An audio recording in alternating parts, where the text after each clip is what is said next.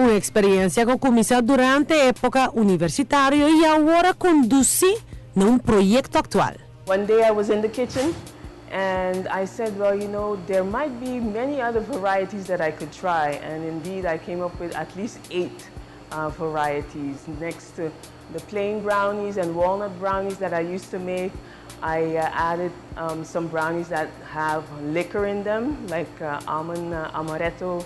Nato ofrece una cantidad de sabor que nos hace algo completamente loco.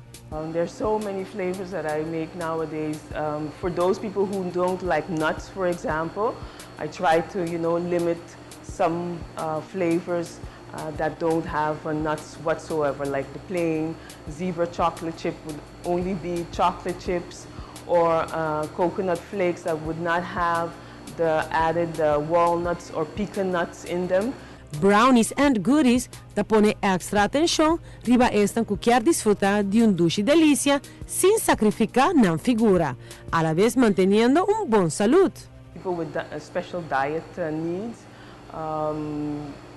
that you could make them, you know, sugar-free or maybe lower in sugar, or the ones that are gluten-free, or for those who don't would like eggs whatsoever in their brownies. So those are maybe more for the vegan kind of people, that you could make like vegan brownies. So Tienen en cuenta que el gluten-free brownie está hopi limita. Llame a su reservación para bono que si es un divo. Brownies and Goodies no está solamente el más experto en brownies, no está situado en localidad completamente fuera de lo común. Diseña que coloran de cacao beans, cual tan el propio ingrediente más importante. Y seguro lo va a enamorar de ambiente totalmente diferente, cozy y fresco, que lo causa que boquear, linger y disfrutar de bocoff y variedad de brownies. Para hacer cualquier pedido, puede llamar libremente na 585-5008.